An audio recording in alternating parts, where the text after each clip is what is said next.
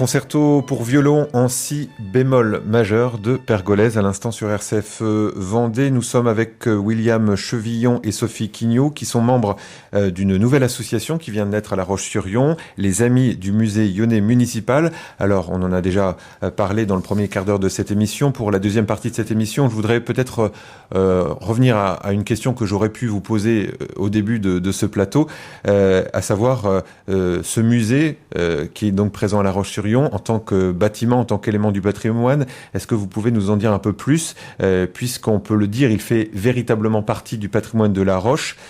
Il a été construit quelques années après la fondation de la ville par Napoléon Ier. C'est voilà, exact ça ? C'est un musée en fait, qui date de 1877. Il a été construit par Auguste Boudot, qui était architecte municipal, qui est à l'origine de l'Hôtel des Postes ou de plusieurs écoles sur le boulevard d'Angleterre.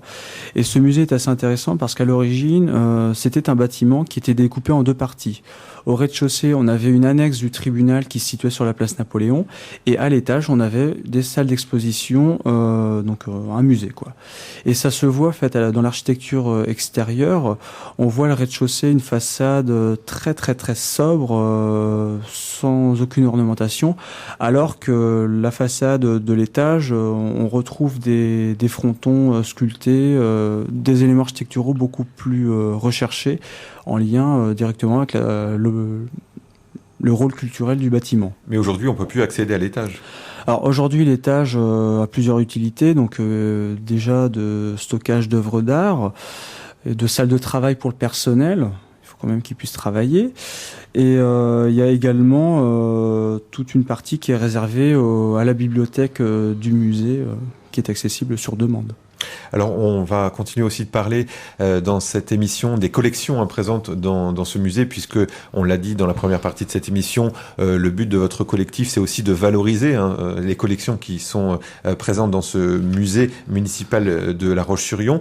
On peut parler un instant du peintre Paul Baudry qui est originaire de La Roche-sur-Yon. Alors c'est William qui est connaisseur apparemment, et donc qui a connu une grande renommée dans le Second Empire. C'est vrai que Paul Baudry est un peintre lyonnais assez intéressant parce qu'il a une carrière très très atypique, compte tenu du fait que c'est un simple provincial qui débarquait comme ça du jour au lendemain à Paris avec sa bourse qui lui était offerte par la ville de La Roche-sur-Yon. Il a quand même pas mal travaillé pour obtenir le second prix de Rome en 1847, puis le prix de Rome en 1850. Donc après, il est parti pour 3 ans à la Villa Médicis. Et c'est un peintre qui a laissé des traces, si on peut dire des traces. Plus que des traces, voilà, des œuvres. Des œuvres un peu partout en France. On a les plafonds de l'Opéra Garnier à Paris qui ont été peints par lui. On a également les plafonds du château de Chantilly. Après, il a donné quand même pas mal d'œuvres au plafond du théâtre. Plafond du théâtre de La Roche-sur-Yon. Non, c'est pas lui. Le plafond du théâtre, il y a beaucoup de gens qui croient que c'est Paul Baudry. C'est un Nantais, Louis-Lucien Penn. Mais la période correspond à peu près à la fin de carrière de Paul Baudry, en 1880. Mais Paul Baudry a laissé quand même pas mal d'œuvres à La Roche-sur-Yon, notamment une qui est très reconnue, enfin qui est très connue au sein du musée, qui est la lutte de Jacob avec l'ange. D'accord. Qui a été restaurée il y a quelques années. Donc Paul Baudry, c'est vraiment une des figures du musée de La Roche-sur-Yon, une des figures de La Roche-sur-Yon et de la Vendée. Et c'est ce peintre qui fait la renommée du fonds 19e du musée de La Roche-sur-Yon. Après, on a d'autres peintres académiques, Jules Eugène Leneveu, etc. Alors, il y a un fonds intéressant aussi dans ce musée d'estampes japonaises. Alors, c'est peut-être vous qui allez nous en parler, Sophie Quignot. Et donc, qu'est-ce qui fait finalement la caractéristique de cette collection d'estampes japonaises ? Eh bien, c'est une collection qui est relativement importante et qui fait l'objet d'une restauration systématique. Et alors, l'intérêt, justement, c'est de ressortir ces collections à propos d'expositions pour mettre au regard ces œuvres du 19e avec des œuvres contemporaines. C'est ce qui se passe actuellement, c'est ça ? C'est le cas actuellement, l'exposition qui a lieu au musée, d'une artiste Sylvie Tubiana qui a travaillé au Japon, qui s'est rendue au Japon en résidant chez une artiste et qui en a ramené des photographies, qui a beaucoup assisté aussi, qui a eu un regard extrêmement intéressant et intéressé sur la l'architecture japonaise. Et l'exposition du musée met au regard les estampes japonaises et les photographies de cette artiste contemporaine. Mettre en regard des œuvres contemporaines avec des collections du musée, c'est une habitude à La Roche-sur-Yon, au musée de La Roche-sur-Yon? Oui, c'est une démarche que la conservatrice renouvelle assez régulièrement et qui est très intéressante parce que peut-être que certaines personnes sont un petit peu déroutées par les œuvres de l'art contemporain. Et en fait, en mettant au regard comme ça des œuvres anciennes et les œuvres contemporaines, on montre que dans l'histoire de l'art, il y a une continuité et il y a un fil conducteur et que ces créations d'artistes contemporaines ne sont jamais totalement coupées de ce qui s'est fait dans le passé. Alors, je crois que vous proposez aussi, dans le cadre de cette association, des visites estivales. En tout cas, ça fait partie de ce que vous proposez. Dans la première partie de cette émission, on a parlé des conférences. Un programme de conférences que vous allez établir.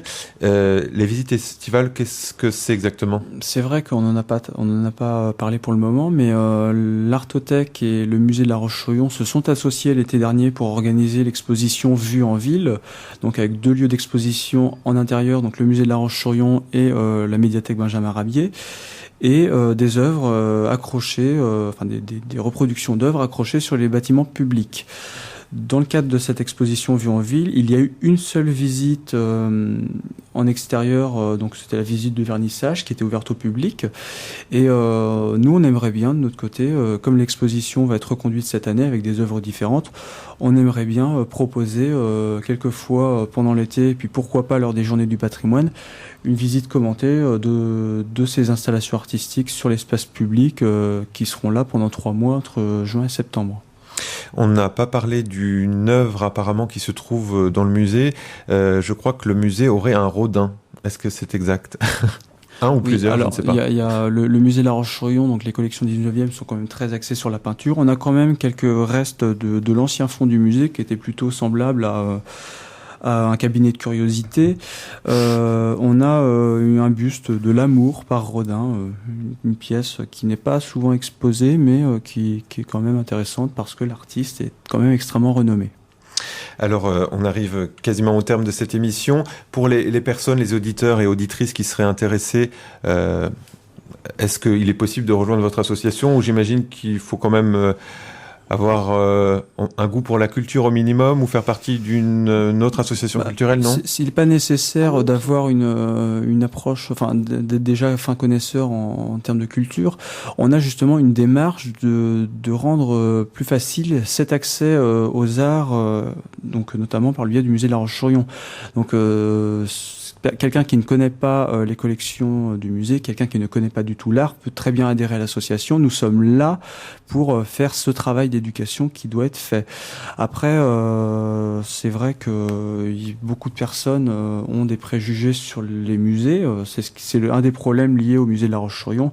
On n'y rentre pas facilement, mais on est là franchement pour faciliter cette approche. Et on peut le rappeler à nos auditeurs, hein, allez voir les expositions qui sont proposées au musée de La Roche-sur-Yon. Ce sont des expositions gratuites. Oui, tout à fait. Il suffit d'être curieux, en fait. Et il y a beaucoup de choses à La Roche. Ça ne nécessite pas de compétences particulières, il suffit d'être curieux et d'ouvrir les yeux. Eh bien, écoutez, c'est sur cette curiosité à laquelle vous nous appelez que nous allons terminer cette émission. Merci beaucoup à chacun d'entre vous, à vous Sophie Quignou et à vous William Chevillon d'y avoir participé. Et puis peut-être un dernier mot, il n'y a pas de site internet pour le moment? Alors, on n'a pas de site internet pour le moment, on a une adresse mail, donc lesamisdumime, @laposte.net, ou pour les personnes qui souhaiteraient nous contacter par voie postale, tout simplement auprès du musée rue Jean Jaurès à La Roche-sur-Yon. Et on organise, faut quand même le préciser, une assemblée générale le 29 mars à 18h45 à la Bourse du Travail de La Roche-sur-Yon. Eh bien, c'est noté. Merci beaucoup.